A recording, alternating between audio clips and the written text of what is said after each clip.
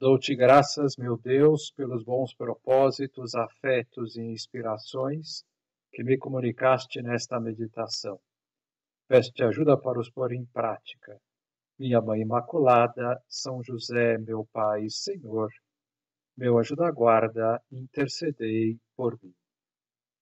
São Mateus, no início do capítulo 17, relata o famoso episódio da transfiguração do Senhor.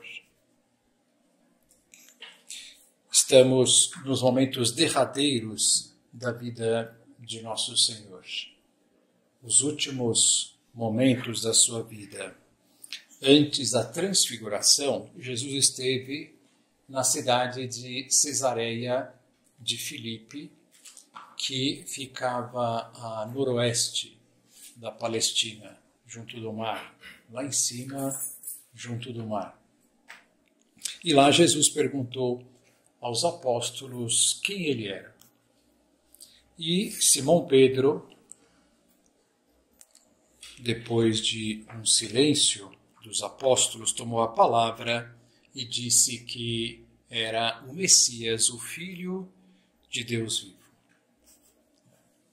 E de Cesareia, Jesus já começou a descer para Jerusalém, onde já seria preso, torturado, morto. Então, de fato, são os últimos momentos da vida de Nosso Senhor.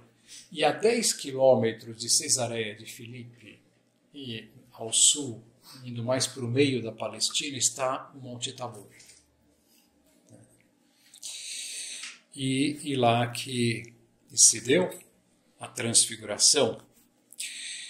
Naquele tempo, diz São Mateus, Jesus tomou consigo Pedro, Tiago e João, seu irmão, e os levou a um lugar à parte sobre uma alta montanha.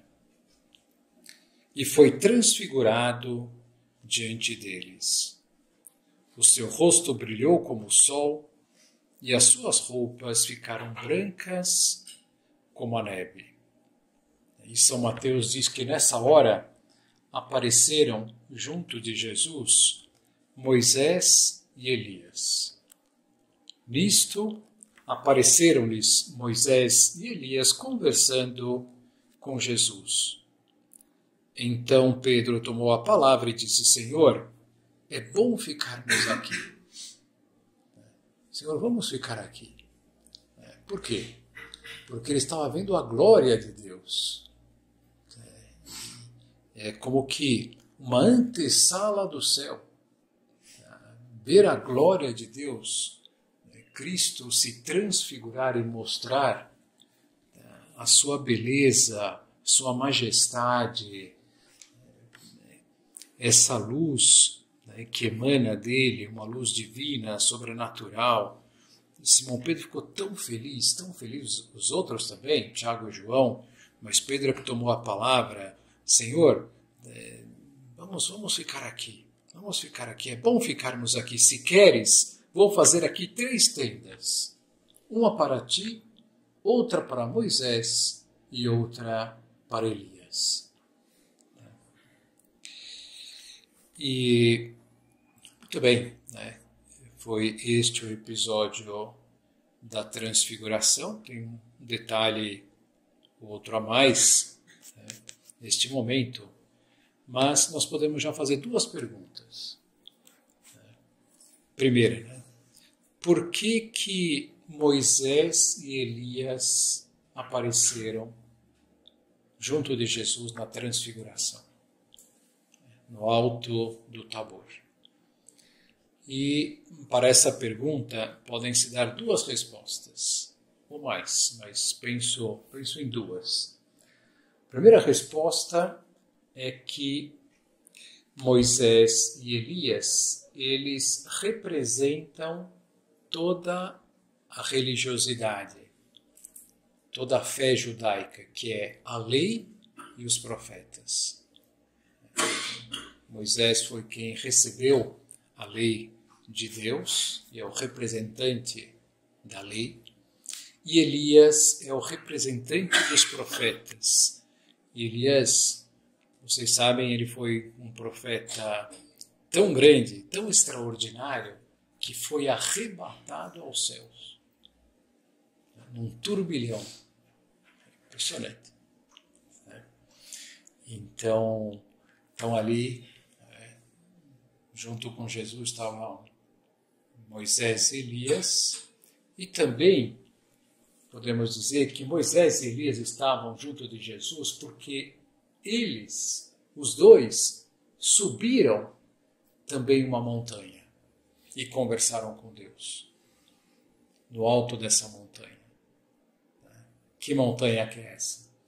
O Monte Sinai, ou o Horebe, que são duas palavras, dois nomes que se dão ao mesmo monte, que está na Península do Sinai. A Península do Sinai está entre o Egito, se o Egito está aqui, Israel, a Palestina está aqui, e entre eles há um triângulo aqui, que é um deserto, que é a Península do Sinai.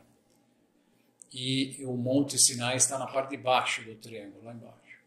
Porque o povo, depois que sair do Egito, ele vai fazer essa travessia, dando toda essa volta, indo até embaixo, depois subindo. E aqui embaixo, onde Moisés vai subir essa montanha, vai receber as tábuas da lei, mas é o mesmo monte no sopé onde Moisés viu a sarça ardente. Isso é um monte de Deus, Monte Sinai, Monte Horebe. E Elias, fugindo de Jezabel, a esposa de Acabe, que queria matá-lo depois que ele matou todos os sacerdotes de Baal, no alto do Monte Carmelo. Acabe queria matá-lo, então ele começou a fugir, e foi em direção ao Monte Sinai, subiu o Monte Sinai, e lá em cima ele conversou com Deus. E é bonito ver que os santos, os padres da igreja, considerando essa cena da transfiguração, eles tiravam uma lição para nós, que é a da vida contemplativa, de que todos nós estamos chamados a subir o Monte Tabor, a ter uma vida contemplativa, contemplar a Deus. Vida contemplativa é esta união íntima com Deus e com as pessoas do céu, essa união que Deus deseja que seja cada vez mais intensa, tomando conta de todo o nosso dia, uma união incessante com Deus. Existem duas vidas contemplativas, uma sobrenatural e uma natural. A sobrenatural é de pessoas que Deus dá uma graça muito especial de verem a Ele, a Nossa Senhora, os anjos, depende da vida contemplativa e da graça que vai receber. Padre Pio, por exemplo. Padre Pio, desde pequeno, ele via a Nossa Senhora, conversava com a Nossa Senhora, via Jesus, conversava, e ele achava que todo mundo via também. Achava que era normal, o corrente, ver Jesus e conversar com Jesus. E não, a vida contemplativa assim é uma graça extraordinária de Deus. O normal é que nós tenhamos a vida contemplativa sem que seja dessa forma, mas que seja fruto de uma luta, de um esforço para estarmos unidos a Deus. Então, apesar de estarmos aqui na Terra, de termos essa vida agitada, essa correria louca desse mundo, a pressão para fazer as coisas, a gente acorda e corre. Nós estamos chamados a ter vida contemplativa. Vida contemplativa. Porque se nós não tivermos vida contemplativa, nós não amaremos a Deus, não estaremos nos unindo a Deus, que é o nosso grande amor. Por isso, São José Maria, ele vai dizer essa frase de que nós aqui na Terra temos que caminhar dessa forma, com os pés na terra e a cabeça no céu. Desde a hora de acordar até a hora de deitar. Os pés na terra, ou seja, viver esse mundo normal, cumprir as obrigações, trabalhar, enfim, andando na rua, olhar para frente, não cair no buraco, né? A pessoa que está aqui vivendo sua vida contemplativa, ela pode até cair no buraco, bater a cabeça num poste, né? Um monge, um trapista, um religioso que vive uma vida contemplativa afastada do mundo pode até viver dessa maneira, e a sua vocação é viver dessa maneira, só que a nossa vocação é ter os pés na terra, né? Mas também não é a nossa vocação só ter os pés na terra, de tal maneira a ter uma vida como muitas pessoas têm, apesar de serem católicas, apesar de irem à missa no domingo, apesar até de rezar alguma coisa no dia, tem uma vida materialista. Uma vida materialista. Se esquecem de Deus, só lembram de Deus quando param para rezar. Nos momentos que não estão rezando, se desconectam de Deus. E isso não deve ser assim. Não deve ser assim. Mas alguém poderia dizer, mas como viver isso? É tão difícil. Como que eu vou conseguir ter uma vida contemplativa no meio desse mundo? Eu sou tão preso às realidades daqui desse mundo, tão preso a ter a cabeça aqui embaixo. Como que eu vou conseguir isso? Bom, justamente este é o espírito do Opus Dei, a mensagem do Opus Dei, que nós podemos encontrar a Deus no meio dos nossos afazeres de cada dia, no meio do trabalho. Eu me lembro até quando São José Maria disse assim, na maior agitação do nosso dia ali, estando até na Bolsa de Valores, antigamente, né, quando a Bolsa de Valores era aquela presencial, ali, aquela gritaria, uma agitação impressionante. Ali, ele fala assim, um cristão mesmo estando nessa situação tem que estar na presença de Deus. Tem que estar unido a Deus. Um cristão não pode ser superficial, ele falava assim. Aquele que é só uma casca na sua espiritualidade. Não, ele tem que conseguir essa união, né, profunda. Isso também me faz pensar num livro que eu li uns anos atrás, que o título dele é esse, Relatos de um Peregrino Russo. Muito interessante esse livro, muito interessante. Então, nesse livro, ele narra a vida de um peregrino, né, na Rússia, um russo, e que, nas suas andanças, ele era cristão e andava com a Bíblia, vivia lendo a Bíblia, meditando, refletindo e tal. E um dia, lendo a Bíblia, ele se deparou com esta frase dita por São Paulo na carta aos Tessalonicenses. É preciso rezar sem cessar. É preciso rezar sem cessar.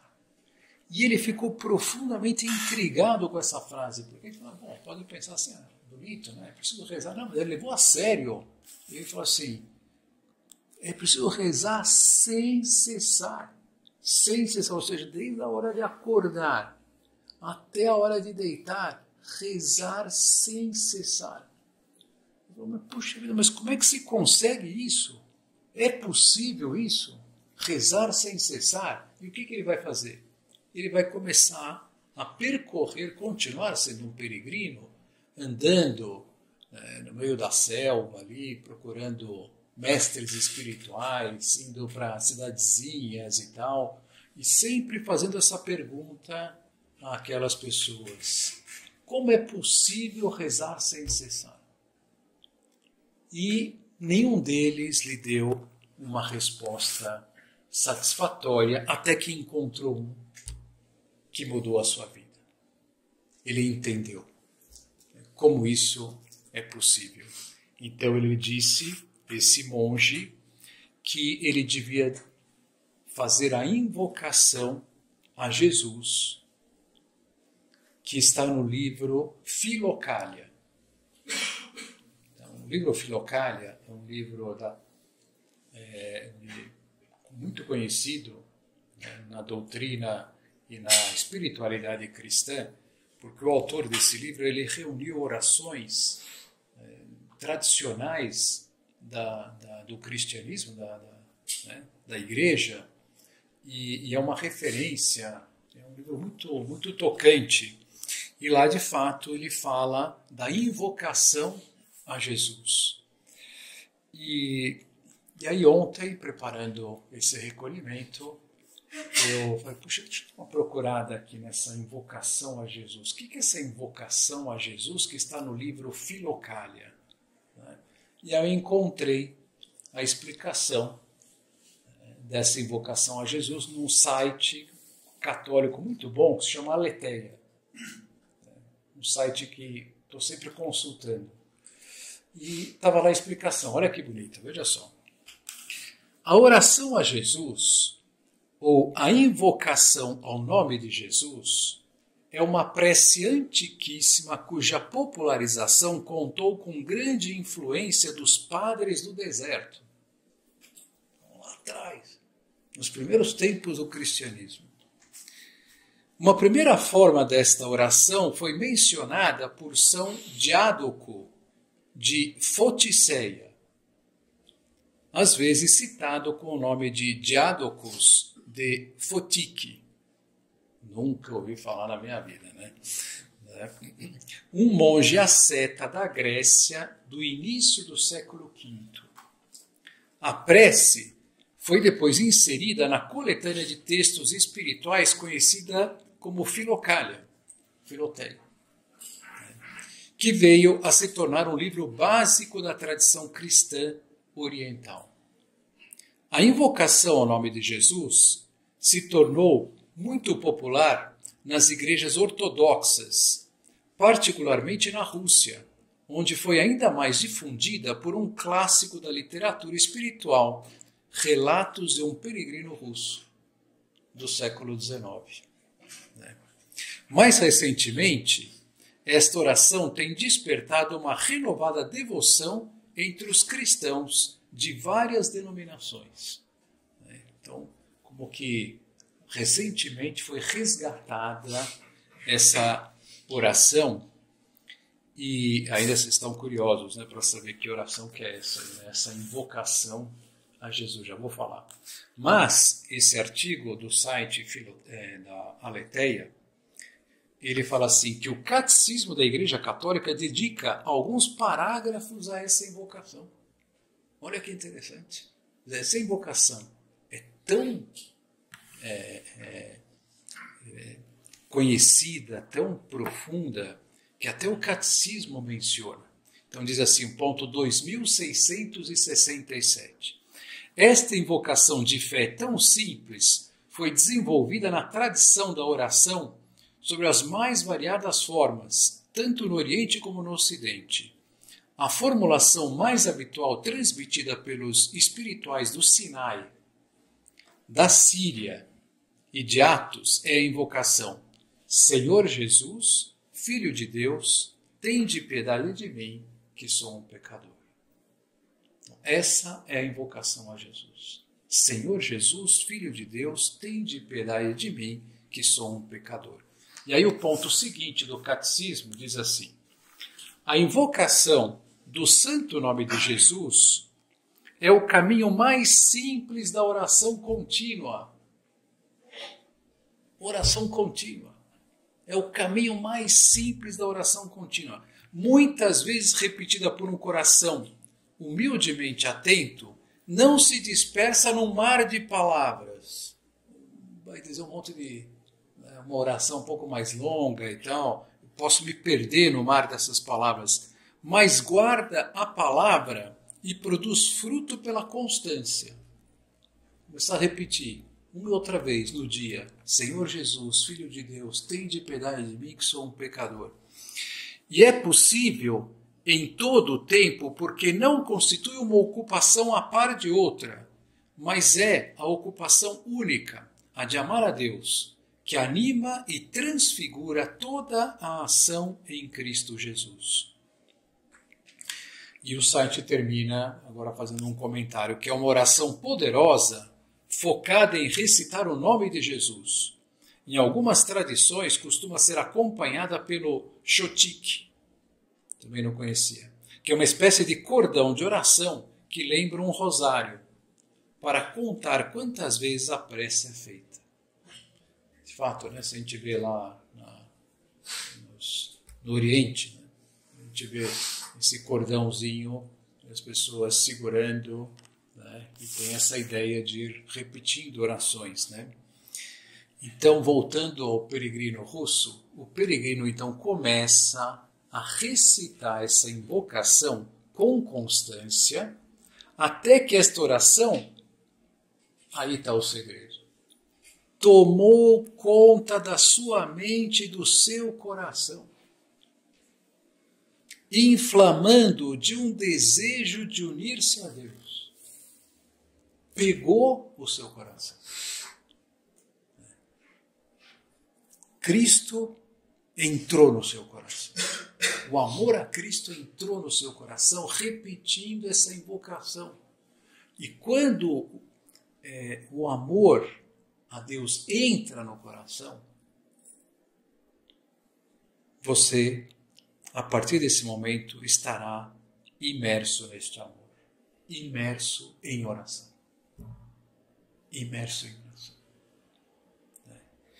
Então, a perseverança e fidelidade na recitação desta invocação são requisitos básicos e indispensáveis, e justamente são estes requisitos que estão tão em baixa no mundo contemporâneo.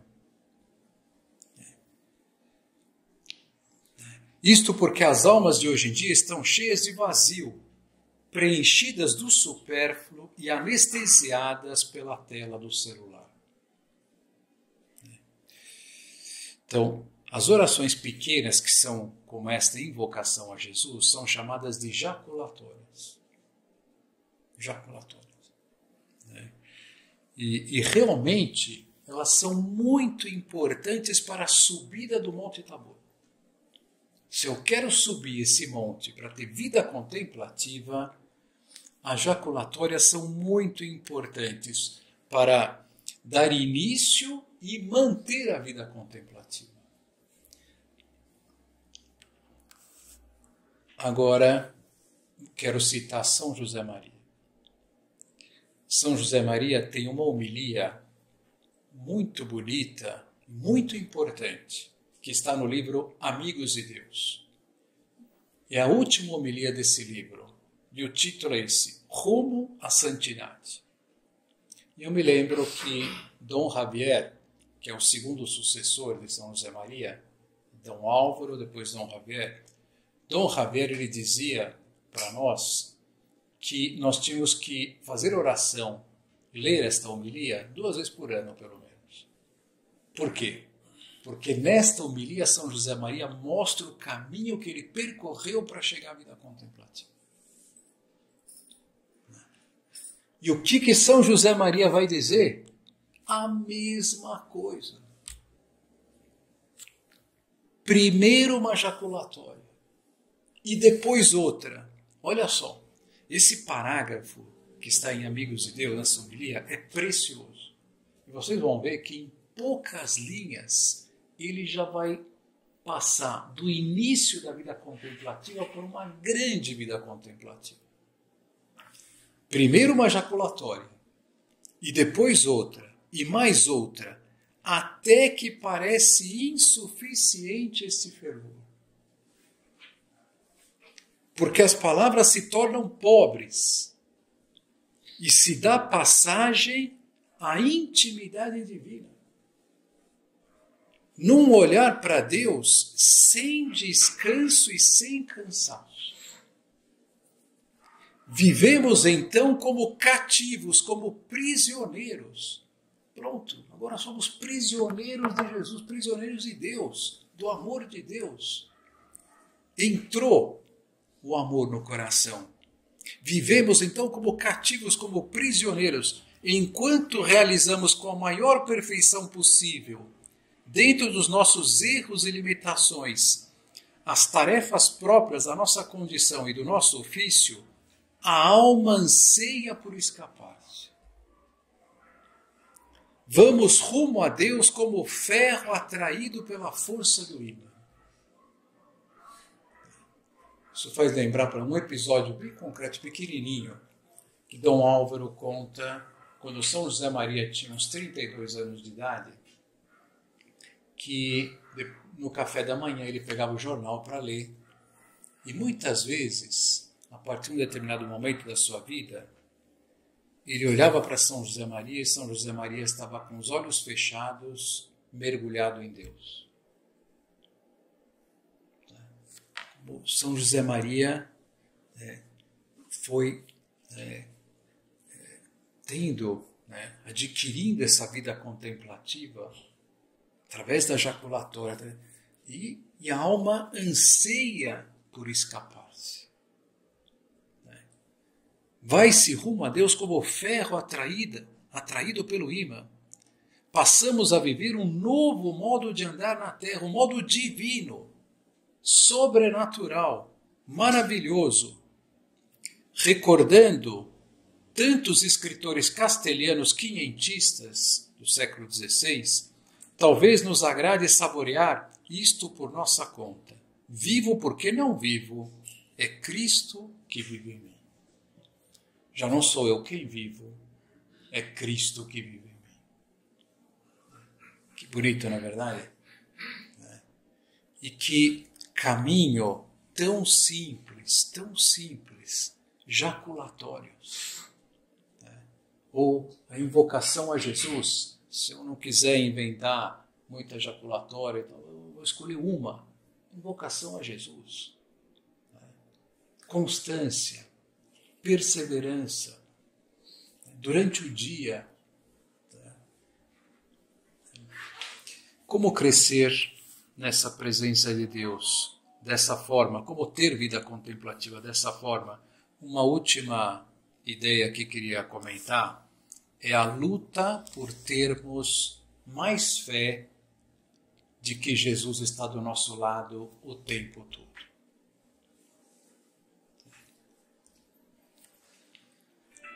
Essa é uma verdade de fé.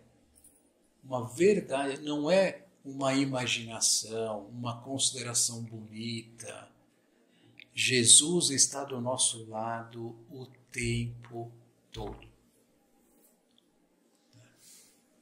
Se Deus nos desse uma graça, nós estaríamos vendo o nosso Senhor do nosso lado o dia inteiro. Nesse sentido, eu gosto muito das palavras de Jesus a Gabriele Bossi, nesse livro Ele e Eu.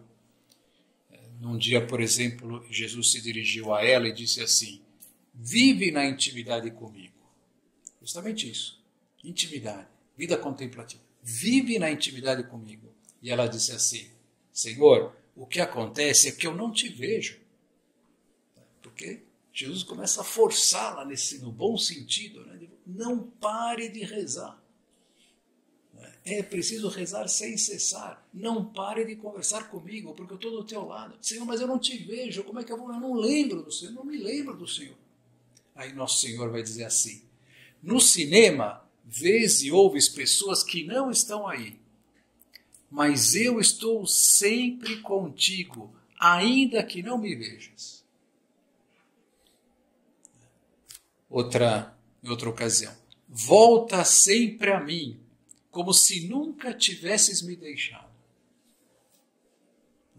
Eu comecei a rezar logo cedo de manhã e tal, estava lá, então, aí veio um hiato, um buraco negro. Né? Fui lembrar de Deus ao meio-dia. Né? Volta sempre a mim como se nunca tivesses me deixado. Assim me darás alegria. Né? Depois Nosso Senhor ele vai falar por que ele não aparece. Seria tão bom se ele aparecesse, né? Na verdade, se é para ter esse amor a ele, se é para vivermos em união com ele, por que ele não aparece? E aí ele vai dizer que não terias mérito algum em amar-me se me visses. E aí no dia 2 de abril de um ano, agora não sei qual que é, Nosso Senhor disse assim para ela: é precisamente este o amor de que gosto. Que mérito haveria em amar-me depois de ter me visto?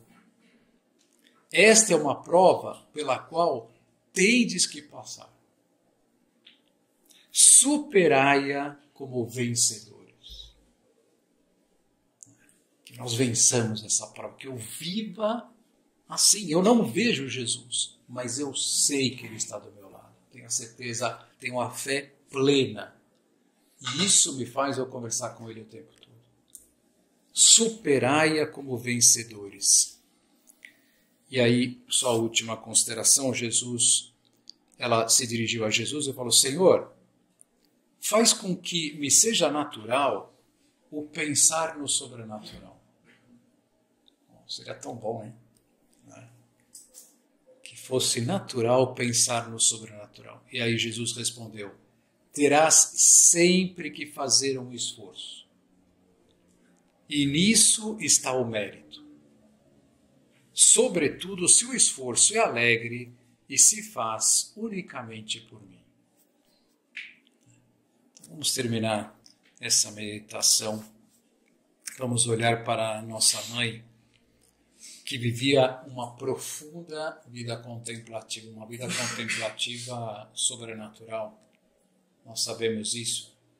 Ela vivia imersa, como se estivesse no céu, sem estar no céu, imersa em Deus, nos anjos, vendo os anjos. Vamos pedir a ela que ela nos conduza para o alto do Monte Tabor, que nós sonhemos com esta união íntima com Deus o tempo todo. Pelo sinal da Santa Cruz, livrai-nos Deus, nosso Senhor, dos nossos inimigos. Em nome do Pai, do Filho e do Espírito Santo. Amém. Meu Senhor e meu Deus, creio firmemente que estás aqui, que me vês, que me ouves. Adoro-te com profunda reverência. Peço-te perdão dos meus pecados e graça para fazer com fruto esse tempo de oração. Minha Mãe Imaculada, São José, meu Pai e Senhor, meu anjo da guarda, intercedei por mim.